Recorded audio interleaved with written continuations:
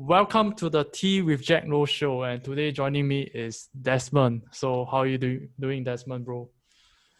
Well, a little bit exhausted from all the work, but no, other than that, doing great, mate. Oh, cool shit, cool shit.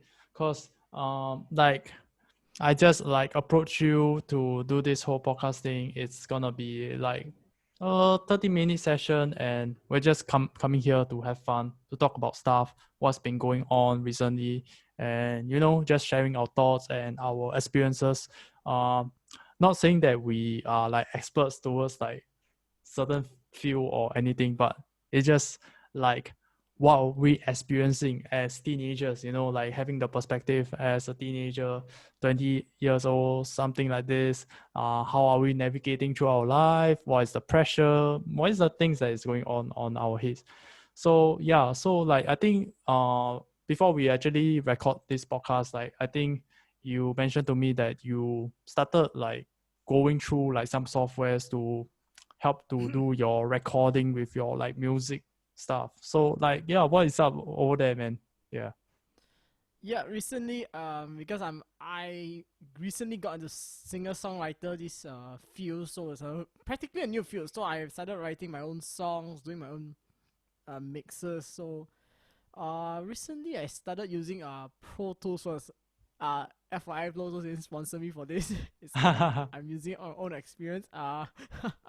But it's been a fun journey. Like I learned the individual small components of how to do basic EQ for vocals, for acoustics, but definitely it goes way beyond. Even though for basic free software, Pro Tools first covers the fundamentals of home recording really.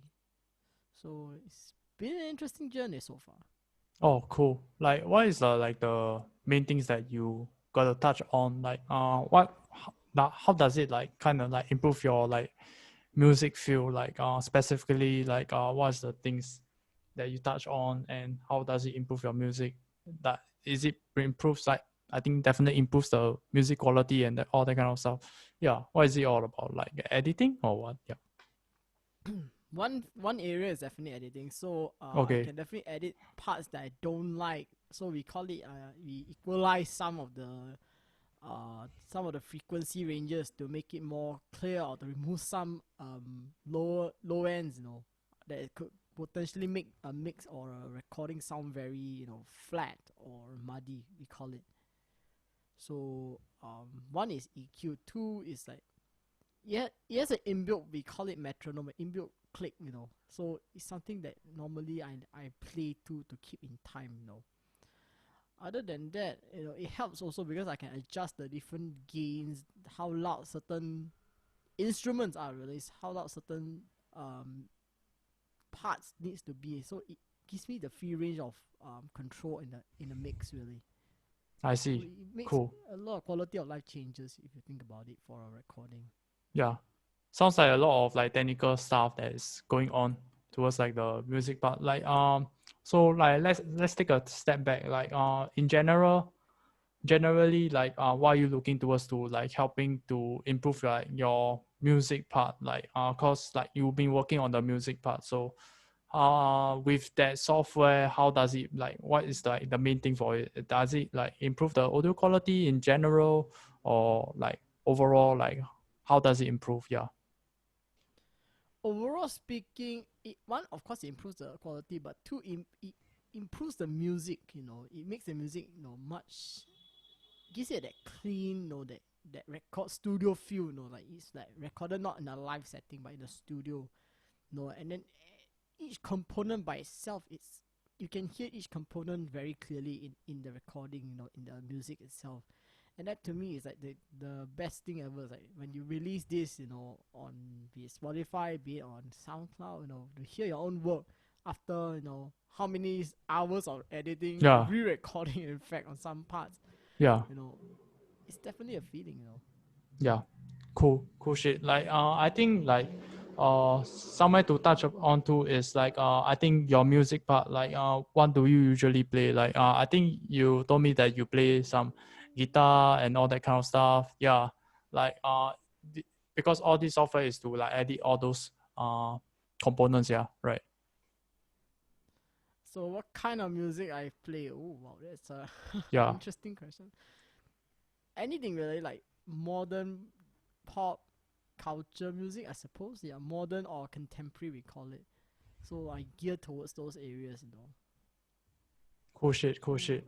I think enough of the music thing, like I think we can talk about like habits because like recently like ah, yeah, I gotten into the habit of like wanting to like make sure like I go out and run and that kind of stuff. And I think like last few days I had not been doing it because like every time morning I wake up it's raining and I like fuck, ah, can't go and run shit. And then it keep goes on and on. And I think I keep giving myself excuses like not to do it. But um like it sucks, and I think that I need to switch it up my mentality and that kind of stuff because um mm, I can't let it be like this. If not, like my health and everything is gonna get affected. And I don't want that. I want to be able to take responsibility because like at this period I think it's the point of time where I need to step up to take up more responsibility, more accountability, because I just came up from the military service and right now I'm on this freelance kind of job, doing video editing, playing video games, and then doing this small channel of like podcasts, talking to different people and having the connection. So I think it's a big thing. And talking about the routine, right, and habits, I think like you spoke to me once about your experience like going through that weight loss period. Yeah. So oh I yes, believe like it requires like heavy amount of like hard work, energy, and into the routine and the habits. Like yep. how did you pull through? And yeah, probably you can tell us about that experience. How did you go by? Oh my god. Yeah. Oh wow. Well, we have to take a time machine and go back to let me see. That was about I would say 3 years ago. Yeah, because prior to I enlisting into the military, really, I was legit 90 kilograms. Like most people would know me as very big size, you know. Then Yeah. come a point when doing the medical screening process. So how the military here does it is that they grade you differently. So A, if you are fit, A and B are fit. C, you are suited for combat support role. C and E are suited for combat support role. BP is you are fighting fit, yes, but you're obese. So at that time, I got the letter because I was oh, severely overweight. So Yeah. I was like, my goodness, this cannot. I was like, oh my god, this cannot be it, man. I have to do something. Yeah. So that was like the day I switched my mindset that we got to do something. Correct. And be, tough, like some points you really want to give up. There's like no, you keep going, because like once you keep going, years later, you will see the result. It's not like snap a finger. It's that fast. It takes weight loss is a journey, which you have to be very dedicated. You are very disciplined too, and you must have the end in mind. Really, what do you hope to accomplish at the end of it? So after about 3 years, I came out of that whole, obese, being more of a fitter person. Like last time I hate exercises, I hate sports. Now I'm a person who likes exercises and sports really. Oh, that's So good. it's been one heck of a journey, I suppose. Yeah. I think it's like you got to like have yourself like to be able to vision there's like a angle to it. Like there Yeah. is something that you want to like achieve, or like I don't know, like with that, right, then every day when you wake up then you will know that, oh, this is what I want to do. Like it can't Yep. be like you don't know exactly what you want to do. And yeah, but for you, like you see the angle, and then like when I like to understand during the process, Mm. what kind of like habits that you actually build, like maybe like every day you got to run how many km or that kind of stuff. Yeah. All right. Initially was okay. We split the two sections because Okay. weight loss, there's two, like we have two aspects to it. One, we call it exercise. One is called diet. On the other hand, Oh, so okay. Yeah. we talk it separately to make it clear. Right. So exercise wise, right?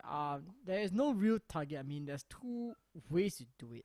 We call it cardio and strength training essentially. Correct. So mainly we'll want in weight loss situation, if you like cut down on fats, you prioritize mainly on strength training. So weight training, hitting the gym is one thing. Then cardio is meant to like top it off. As an added bonus. Really, it's not something you use to sustain all the way. It's really unsustainable. And then the other aspect is of course diet. So one thing, like, you have to like be very careful what goes in. Like you cannot eat too much like of like those oily, those fried stuff. One thing, yeah, that was a Yeah. challenge. Because like I by nature like it, but no, that fear was like I have to like cut it down to bare minimum. Enjoy it once in a very long while. That sort of thing. Then your protein intake gotta increase, to offset. So it's a lot of macro calculations on all this. Yeah. I think definitely like a lot of things to like take into consideration before you eat anything. Then you need to like consider, like I definitely know that protein, it gives you more muscle mass, that kind of stuff. And then Yep. carbohydrate is like something that you have like some sort of like energy kind of a thing that you Correct. got to, if you don't like use the energy, and then it will become like fats and that kind of stuff, and that's Yep. not what you Correct. want. Yeah, I think Correct. it's, yeah, it's a long process. And I think during those process you probably learn some science towards like human body, that kind of stuff, right? Yeah. Yes. Yeah, I think it's like a fun thing to do. Yeah. I think back to like right now, at this stage of our life, I think, cause like recently I feel like a bit down. Yeah, like a bit sad, that kind of stuff. I think it's partly Huh. because of like my routine. Like I don't, like every time like I don't do the run, right, then I'll feel like, oh shit, like um I'm not doing the run. And then like I kind of like I don't know how to say it, like kind of like depress myself a little bit, like Ah. saying bad things about myself, like, oh, you didn't go for a run, you messed up, that kind of stuff. Like uh it's a bad way, like, because it's at the start, like morning routine, I supposed to do it. Mm-hmm. And then I wake up, I felt like that sense of like unfulfillment. I didn't achieve anything. It's a suckish feeling, especially when I wake up. I wake up and then I feel that suckish feeling. It's a bad way to start the day. And then I Yes, think definitely, it's, really. yeah, and then it's like a kind of like a momentum kind of thing. So I feel like having momentum is pretty important. Yeah, I think I keep always like get back into this thinking of like habits and kind of thing, because it does plays a huge role in my life. Like it messes up like my mood and everything. And then every time like I feel like I do my morning routine, I will feel damn hype, because after a run, and I will feel like, wow, very excited. And then like I want to do stuff, and that's that kind of a feeling. Yeah. So like, what about you, man? Like how you been feeling? Like uh how's your mental health right now? Like, well, how happy are Wow. you, or anything? Yeah. Wow. Well, that's very interesting to answer, okay. But before I get there, so one thing I will add on top of what you just said, really, Yeah. you feel sad, because you cannot do a morning routine. Correct. Then one thing that you must always have a plan B. What if this happens? What will you do next? It cannot be like, oh, I can't do this. Then that's it. No, there must be something else you can do to keep your physical fitness up. So it's not game over really. It's just like, oh, the weather decide to be an ass to me. Oh well, I'll have to do something. I gotta adapt to it. That's what we learn in the military, really, adapting to our situation. Yeah, and definitely. still achieving the same goal really. So yeah, that's what I want to add on top of that. Yeah, definitely. I Mental agree. health. Yeah. Yeah, Like how interesting you topic. feeling like recently, that kind of stuff. Yeah. Um, no, a lot of mixed feelings, I suppose. Like at one hand, no, like I'm still doing okay. I'm just a little bit sometimes down in the dumps, on some days. Yeah, I But think it's normal, right? overall, I yeah, think yeah, yeah, definitely normal. yeah, But still, some it's okay. Normal, yes, but to a point that you can't get up from bed, that's when it's not normal. So that is when there, how people get into depression really. It's a thing, in our society. right. Definitely. And it's not one of the areas that not many people are very proud to say out, openly, like because there's a stigma surrounding mental health, like, oh, yeah, mental health, you're like how do we say this? You're like stuck here, But I believe that, yeah, that's not game. That's not the end of the story. Right? It's like there's still room to like grow out that tunnel vision. Definitely. So yeah. So this is one of the areas I feel locally in Singapore that we are trying to put more emphasis on is mental health. And Yeah. now given COVID, mental health is strained because people are working from home. They are like staying together. I people are not getting well, at home. So tension is definitely building up. So mental health is definitely a thing now in Singapore. Now that COVID is a thing. Right. Definitely. I totally agree. Like when it comes to like this type of like having like depression or you feeling like super sad, that kind of stuff, it's not like easily like talk about. It's not like a topic that people, friends and family will want to like talk about because it's just sad vibes, like people like after work days they come home, they want to talk about happy stuff. They don't want to talk about like, oh, I'm having this sad depression day or whatsoever. Like also like if like I was to say, like if I talk to my friends, right, I wouldn't like get into topics like talking about like depression, talking about like very sad stuff.